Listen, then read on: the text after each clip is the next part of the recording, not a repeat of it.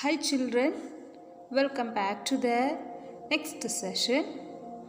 Today we are going to learn about the new poem which is titled as The Village Schoolmaster, which was written by Oliver Goldsmith.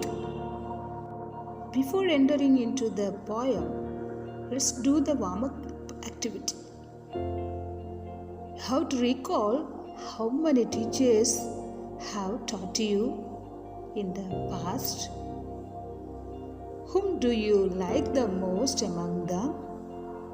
And what are the traits in them you make like this person?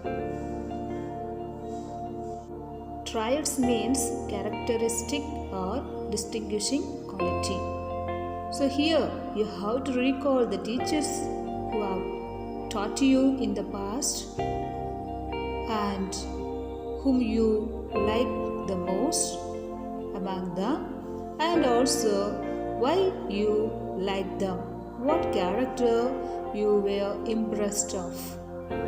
Children, you are asked to write a paragraph in this. And now let us learn about the poet. The poet name is Oliver Goldsmith, who has written the poem which is known as The Village Schoolmaster. The poet was born 10th November 1728 and he has died 4th April 1774. He was an Irish novelist, playwright and poet. He is best known for his novel The Vicar of Wakefield in the year 1766. His pastoral poem, The Deserted Village, he has written in the year of 1770, and his plays The Good-Natured Man in 1768 and She Stoops to Conquer that in the year of 1771 and also first performed in is written in the year 1773. Now let's read and learn about the poem. Beside yon straggling fence that skirts the way with blossomed firs and profitable pay, there in his mansion, skilled to rule, the village master taught his little school. Here, the poet Oliver Goldsmith has composed this poem about a village called Auburn. It is not real but an imaginary ideal one, possibly one of the villagers he had observed as a child and a young man in Ireland and England. Goldsmith returns to the village that he knew as vibrant and alive and finds it deserted and overgrown. And the next one, a man severe he was and stern to view. I knew him well, and every truant knew well had the boding tremblers learned to trace the day's disasters in this morning face. He discusses the character of the schoolmaster. In his appearance, he is very severe and stern. The reader would suppose him humorless, except that he lives to tell jokes. Children, what do you mean by firs? Firs means grass. What do you mean by mansion? Mansion means impressive house. What do you mean by gay? Gay means joy. And what is the meaning of truant? Truant means one who stays away from the school without permission. What do you mean by tremblous? Tremblous means shake in a way that you can't control. The next one. Full well they laughed with counterfeited glee at all his jogs, for many a jog had he. Full well the busy whisper, circling round, conveyed the dismal tidings when he frowned. What do you mean by dismal? Dismal means measure. And what do you mean by frowned? Frown means make an angry or worried expression or disapproval. Here, the schoolmaster was a big presence in the village. In an age when literacy and numeracy were powerful, the people of the village looked up to him. Next one is, yet he was kind, or if severe in aught, the love he bore to learning was in fault. The village all declared how much he knew. It was certain he could write and cipher too. Here, the poet tells the master seems a kind of God, and the children are fearful of him. They laugh at his jokes even if they are not funny. What do you mean by ought? Ought means in any degree, and the cipher means code or secret message. Lands he could measure, terms and tides presage, and even the story ran that he could gag in arguing to the person owned his skill, for even though vanquished he could argue still.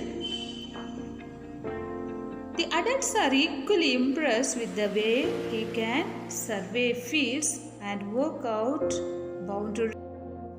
Children, are you following the poem? And here, what do you mean by presage? Presage means foretell. What do you mean by gag? Gag means measure. And what do you mean by vanquished? Vanquished means defeat. And the last paragraph we will learn now. While words of learned length and thundering sound amazed the gazing rustics ranked around, and still they gazed, and still the wonder grew that one small head could carry all he knew. Here, the poet imagines that the master can even do more complex calculations. He appears knowledgeable to the gazing rustics. And the poem is an affectionate portrait of a community that is no more.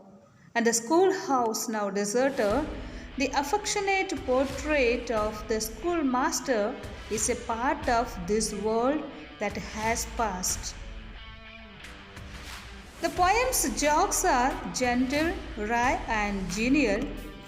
The tone of the poem is balanced, and gentleness and humor imply a frame of mind that Goldsmith sees as having a moral value in itself. Now let's go through the glossary. Yawn means over here. Struggling means spread out. Skirts means goes round. First means grass. Severe means strict. Stern means strict. Truant means one who stays away from school without permission. Boarding means predicting. Trace means mark. Day's disasters, misfortune they have to face on that day. Counterfeited glee means pretending joy. Dismal means miserable. Out means in any degree. Cipher means code or secret message. Presage means foretell. Gog means measure. Vanquish means defeat. Rustics means villagers. Once again, I am summarizing the poem. Listen carefully and understand it. Oliver Goldsmith, the poet, has composed this poem about a village which is called Auburn. It is not real but an imaginary ideal one. Possibly one of the villagers he had observed as a child and young man in Ireland and England. Goldsmith returns to the village that he knew as vibrant and alive and finds it deserted and overgrown. He discusses the character of the schoolmaster. In his appearance, he is very severe and stern. The reader would suppose him humorless, except that he likes to tell jokes.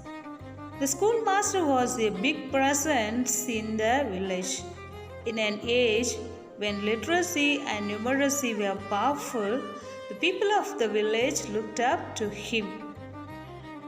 He seems a kind of god. The children are fearful of him. They laugh at his jokes even if they are not funny. And the adults are equally impressed with the way he can survey fields and work out boundaries. He can even do more complex calculations. He appears knowledgeable to the gazing rustics.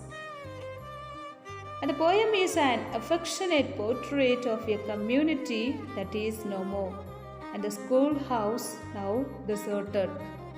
The affectionate portrait of the schoolmaster is a part of this world that has passed. The poem's jokes are gentle, wry, and genial. The tone of the poem is balanced, and gentleness and humor imply a frame of mind that Goldsmith sees as important as having a moral value in itself. By this, we end the poem here. Read the poem, try to understand it properly, and also do the exercises and learn the poem. Thank you. Have a great day.